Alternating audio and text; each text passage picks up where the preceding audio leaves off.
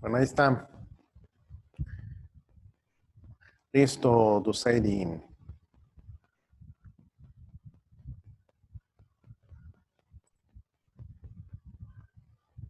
Muy bien.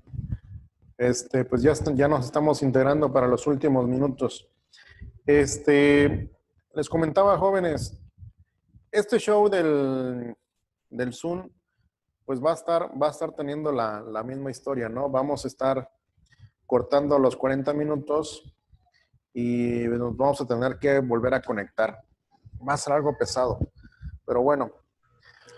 ¿Qué va a suceder? Pues que van a haber dos videos, ¿no? Van a ver el video de la primera parte de los 40 minutos y el video de la última parte.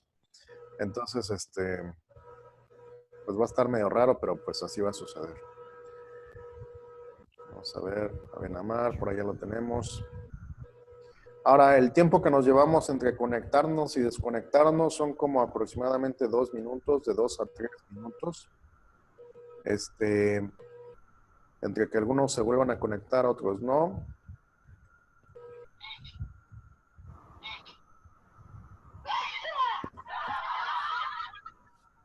Ok. Bueno.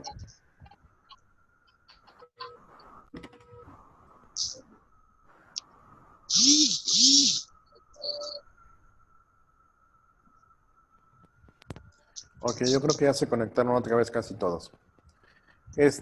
Comentábamos ya para ir finalizando este show. Nosotros al comprender que México sufre un cambio social y que no es tan fácil que México se recupere de un cambio político, nosotros como arquitectos debemos reconocer que prácticamente encontrar vestigios de una hacienda antigua, pues va a ser encontrar como una aguja en un pajar. Entonces no es tan fácil.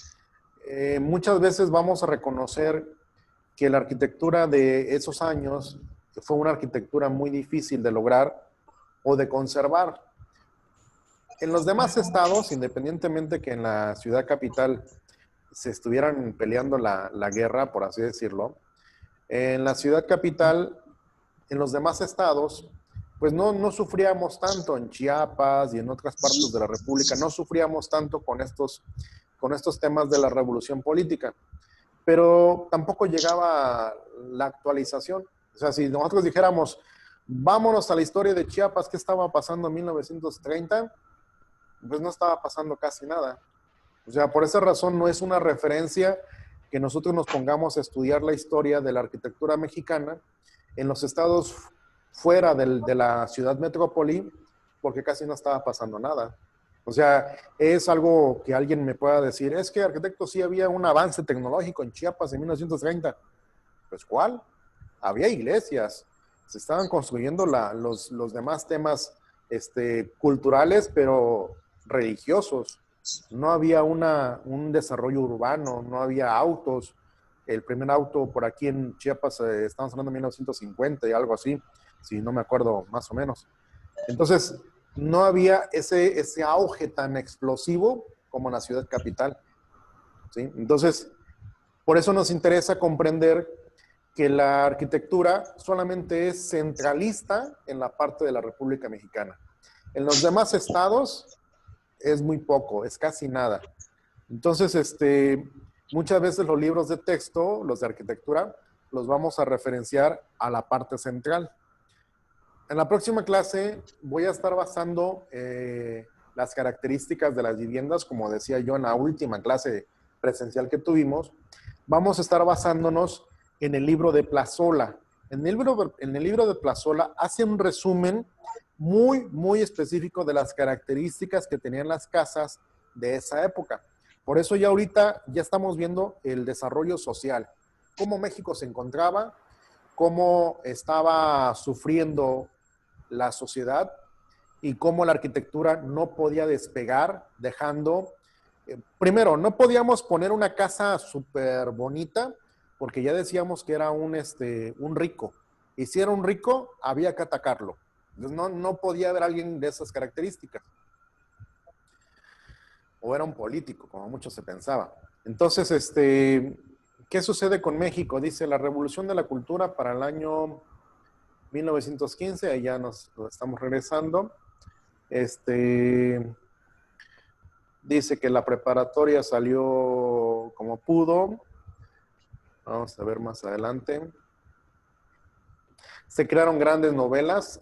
Dentro de una de las novelas que fue llevada a las telenovelas fue la de El Serpiente y la Águila.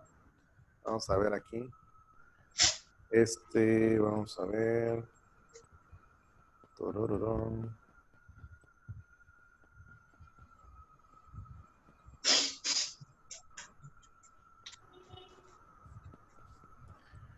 La Revolución dice que fue a las novelas más importantes, El Águila y la Serpiente, en 1926, de Martín Luz Guzmán.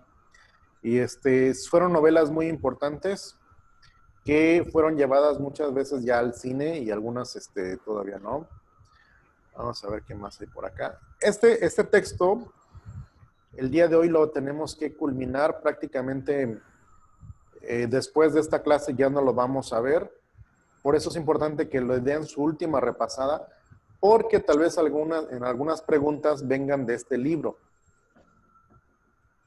para su examen digital. Entonces, aquí ya empezamos.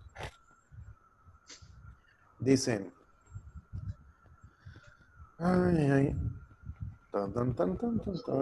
aquí. Dice, a pesar de la enorme vitalidad de la cultura mexicana, la revolución se había convertido en desilusión para muchos y el pesimismo tenía muchas obras, entre ellas El perfil del hombre y la cultura en México y cosas parecidas. Ahora, la llegada de los refugiados españoles, porque también en Europa la estaban pasando un poquito peor, tendría enorme trascendencia en la vida cultural mexicana, no solo como inyección de la nueva vigor en la vida cultural, sino como causa de la fundación de la Casa de España en México en 1938. 2 años más tarde se convertía en el Colegio de México. Y luego después dice, aquí ya viene lo importante, de la estabilidad a la crisis, de 1940 a 1982. Dice que para 1940 el país había cambiado profundamente. Sin embargo, en Europa, ya se estaban dando en la torre otra vez, en su geografía se notaba la violencia con el que el trazo de carreteras, obras de irrigación y maquinaria habían hollado siglos de historia. O sea, de nada sirvió tanto avance para que en un ratito le dieran chicharrón.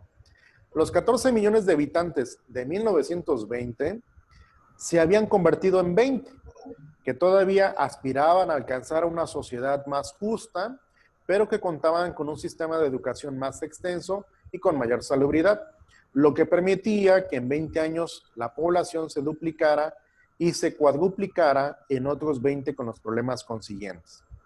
Entonces, de 1920 para 1940 ya habían 20 millones más, ¿no?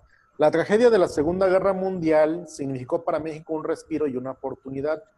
Las presiones norteamericanas derivadas de la expropiación del petróleo cesaron a partir de 1941. México no solo obtuvo una renegociación favorable de su vieja deuda, sino que por primera vez desde la revolución conseguía créditos. O sea, esto ya era algo bueno para México. La escasez de manufactura extranjera favoreció una industrialización de sustitutos de importación y la guerra convirtió a Estados Unidos en un mercado seguro para nuestras materias primas. Aquí hay algo que está pasando y que está pasando hoy día. La escasez de manufactura extranjera favoreció, dice. ¿Qué sucede con la industria de China? Estados Unidos y México dependía completamente de la industria de China. Casi todos los productos eran chinos aquí en México y en Estados Unidos. Autopartes y cuanta cosa de equipamiento, incluso médico, no se fabricaba aquí en México ni en Estados Unidos, se fabrica en China.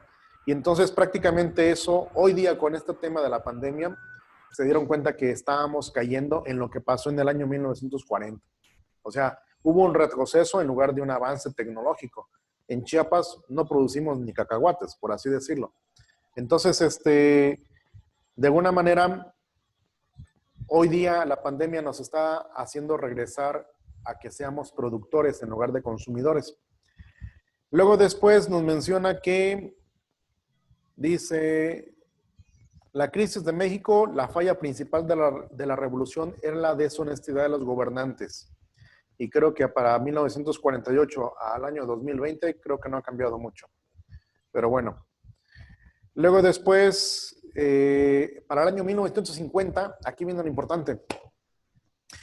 En esa situación, el PRI optó por un sucesor cauto, discreto y con una fama de hombre íntegro por hacerse cargo en 1952 de un país sobregirado.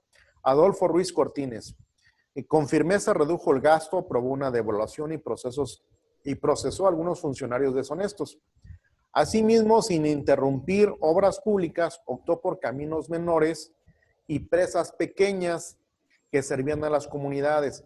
O sea, 1952 empezó un cambio, ahora sí, ya más radical, donde México podía decir, ¿eres arquitecto? Sí, órale, empieza a chambear. Ya podíamos decir que valía la pena ser ingeniero o arquitecto y poder diseñar casas que no fueran las clásicas haciendas donde había un caballo, donde había una carreta, sino que ya podíamos decir, es que ya vino la modernidad, ya hay luz eléctrica, porque ya estamos haciendo presas, ya hay caminos, porque ya pasan autos, ya hay trenes, o sea, ya podemos hacer un cambio de 1950 hacia adelante. Ahora, promovido el voto de la mujer concedido en 1953 y se empeñó en propiciar la marcha al mar, a la que hubo una gran resistencia, lo mismo que es un día sin mujeres. Esto representa exactamente casi lo mismo. Las invasiones de tierras organizadas por líderes campesinos, por eso les digo que no era tan bueno decir soy rico porque tengo una gran casa, no era tan bueno porque eran invadidos. Obligaron a expropiar un latifundio norteamericano, pero también a encarcelar a los responsables y enfrentó un movimiento laboral que aspiraba a un sindicalismo más democrático. Para 1958 fue electo Adolfo López Mateos. Con él, jóvenes, yo creo que vamos a hacer el parteaguas. Adolfo López Mateos empezó a crear una nueva Ciudad de México. Volvemos al tema. Ciudad de México lo reformó. ¿Qué pasó con los demás estados de la República? Empezó a inyectarles un poquito de modernidad. Y vamos a tomar esa fecha de 1958 para poder decir que México tuvo una nueva arquitectura. No solamente en la ciudad capital, sino en los demás estados. Si el presidente Adolfo López Mateos no hubiera llegado al poder o no hubiera tenido la visión futurista de cambiar la arquitectura en México y en toda la República, creo que hubiéramos seguido pensando que la ciudad capital de México sigue siendo la ciudad metrópolis y estados como Chiapas seguiríamos siendo la provincia, como muchas veces se menciona en las novelas, ¿no? Entonces, a partir de aquí vamos a recordar que 1958 fue una etapa muy difícil. Recordemos que más adelante lo ocupó Gustavo Díaz Ordaz, que dice, ya le tocó las Olimpiadas del 68, 10 años después le tocó las Olimpiadas del 68, luego viene la pelea estudiantil donde hubo la famosa matanza de la plaza de Tlatelolco, entonces cosa que no fue algo muy bien visto hasta hoy día, que fue el 2 de octubre. Y entonces ya estamos hablando de un México que quiere cambiar, que ya no quiere ser el México abajo con viviendas que sí eran multifamiliares, pero que al mismo tiempo al darle vivienda a todo mundo se convirtió en una jaula, ¿no? O sea, no era tan bonito. Bueno, entonces a partir de ahí vamos a cambiarle. Vamos a dejar por aquí la próxima clase, nos vamos a basar en el libro de Plazola, donde ya vamos a hablar de las características de las viviendas. Les voy a pedir que el libro, tanto de manera digital o manera física, lo puedan tener a la mano. Y esas características, ya sea lo que hablemos en la clase, los vamos a estar describiendo y esas van a ser muchas de las preguntas que van a venir en su examen digital. Entonces, por favor, presten atención a esa clase o presten atención al libro que puedan conseguir de manera digital. Ahora, Pues ya estamos por terminar esta segunda parte de la clase. Es una clase que se convierte en mucha historia, pero vuelvo a repetir, era fundamental hablar de cómo nuestra sociedad trató de salirse de una etapa muy difícil de la revolución a una etapa en la cual México hoy día está luchando por ser mejor. ¿Cuál es la diferencia? Era más fácil, por así decirlo, agrupar 14 millones o 20 millones de personas y decirles, tienes que hacer aquello, construye aquí. Aquí hoy día somos más de 150 millones de personas en la República Mexicana y no es fácil. Y hoy lo vemos hoy en día. Quédense en su casa y no salgan. Nadie hace caso. Todo el mundo se va, todo el mundo hace lo que quiera. Y era más fácil hacer obedecer a 15 millones de personas que a 150 millones de personas que hoy día somos en la República Mexicana. Entonces, por favor, jóvenes, ese es el cambio de dimensión. Nos estamos viendo, yo ya me despido. Nos vemos en la próxima clase. Nos vemos y esperemos que yo les pase el link por WhatsApp, ahí los tomen en cuenta, ¿sale? Bueno, entonces, Claro que... cuídense, nos estamos viendo. Dale, hasta luego, jóvenes. Dale, aquí, hasta luego.